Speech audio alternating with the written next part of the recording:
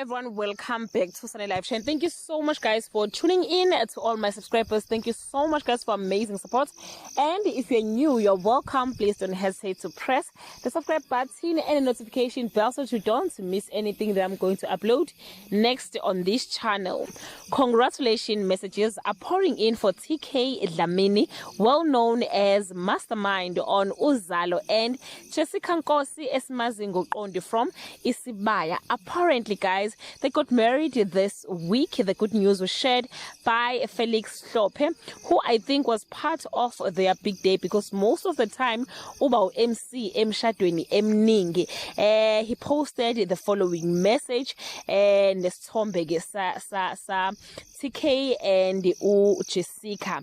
A big congratulations to TK Dlamini and Jessica Nkosi. What a beautiful day, a beautiful union ordained by God kanye nabaketi asebelele. Hashtag traditional wedding.